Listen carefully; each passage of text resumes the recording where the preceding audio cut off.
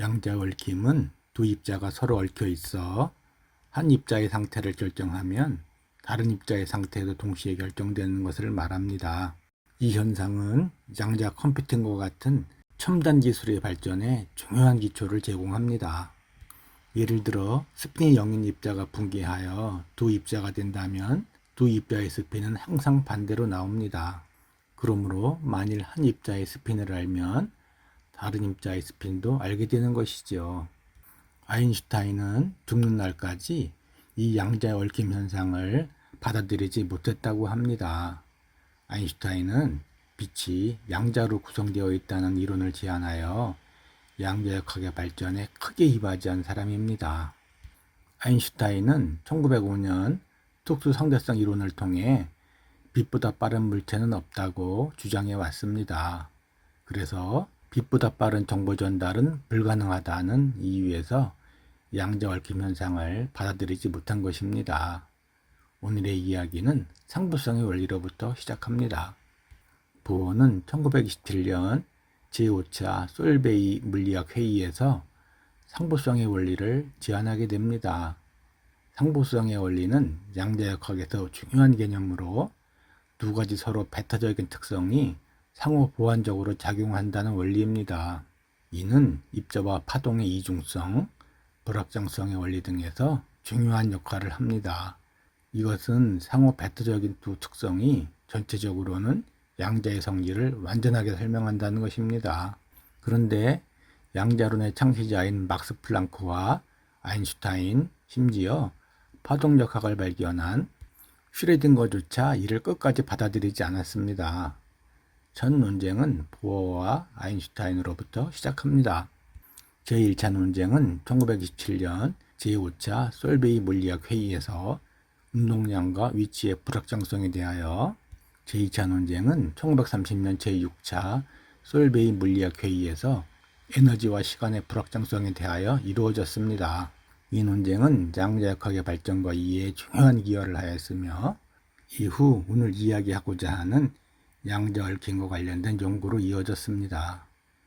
양자 얽힘에 대한 논쟁은 1935년 아인슈타인, 포돌스키, 로젠의 양자역학의 불완전성에 대한 EPR 역설을 발표로 시작됩니다. EPR 이론은 물리량의 측정 문제를 제기한 정규원 사고 실험입니다. 그러면 EPR 논문을 잠시 살펴보겠습니다. 이는 양자역학의 주류 해석인 코펜하겐 해석의 문제 제기에서 시작합니다. 코펜하겐 해석은 전자를 예로 들면 전자의 상태를 서술하는 파동함수는 측정되기 전에는 여러 가지 상태가 확률적으로 겹쳐 있는 것으로 표현됩니다.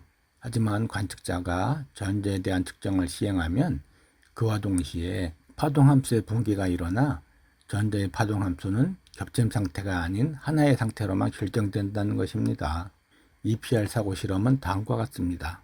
입자 1의 상태와 입자 2의 상태가 양자 얽힘 상태인 K를 생각해 보겠습니다.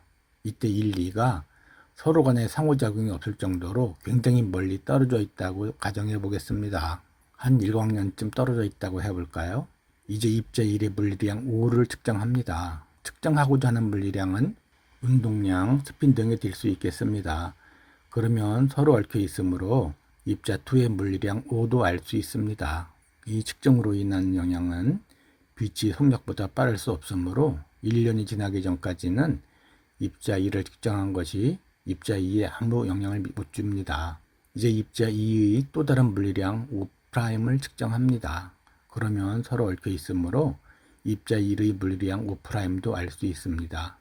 이제 각자 정보를 교환하면 하이젠베르크 불확정성 원리에 따라 둘 다 정확히 측정될 수 없는 물리량을 정확히 측정하게 되었고 이는 서로 모순이라는 것입니다. 그러므로 양자 얽힘이 국소성의 원리를 위배하지 않기 위해서는 우리가 모르는 숨은 변수가 있어 측정하기 전부터 결정되어야 한다는 것입니다. 즉 양자역학은 불완전한 이론이라는 것입니다. 1964년 존 스튜어트 벨은 국소적 숨은 변수 이론이 존재한다면 만족해야 하는 부등식을 발표합니다. 벨은 이를 통해 단순히 물리량이 상관관계를 갖는 상식적인 부등식이 양자역학 계산에서는 성립되지 않는다는 것을 보였습니다. 1982년 에스펙트는 다음과 같은 실험 세트를 발표합니다. 스핀과 전하가 0인 파이 중간자는 양전자와 전자로 분해될 수 있으며 각 반대 방향으로 이동합니다. 스핀은 또한 각 운동량을 보존하는 방식으로 얽힐 것입니다. 실제로 전자 양전자 쌍의 스핀 상태는 익숙한 싱글렛 스핀 함수로 주어집니다. 여기서 플러스는 양전자, 마이너스는 전자를, 알파, 베타는 스핀 상태를 나타냅니다. 이제 스핀을 감지하는 검출기를 설치하겠습니다. 검출기 A를 0도 회전, B를 30도, C를 60도로 설정합니다. 우리가 알고 싶은 것은 한 검출기가 입자의 스핀 상태 알파를 측정할 때 다른 검출기 입자의 스핀 상태 베타를 측정할 확률입니다. 이 확률은 첫 번째 검출기에 대한 두 번째 검출기의 회전 각도와 관련이 있습니다.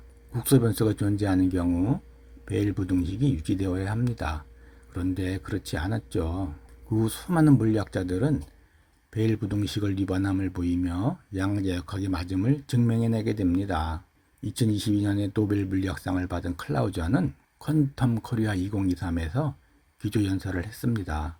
연설 주제는 비국소적 양자 얽힘은 실체한다. 실험적 증거입니다. 양자역학의 기본 원리인 양자 중첩은 관측되기 이전의 전자는 확률적으로 존재 가능한 모든 위치에 동시에 존재하며 서로 간섭하는 파동처럼 행동하며 관측되는 순간 하나의 위치로 결정되며 입자처럼 행동함을 뜻합니다. 또한 두 물질은 항상 반대되는 다른 방향으로 얽혀 있음을 의미합니다. 상대론과 다른 영역인 줄 알았던 양자역학. 알면 알수록 신비로워집니다. 물체는 빛보다 빠를 수 없다고 증명되었는데 양자 얽힘은 이를 초월하네요. 양자 상태는 한쪽이 정해지면 빛보다 빠르게 상대방이 이를 알아차립니다.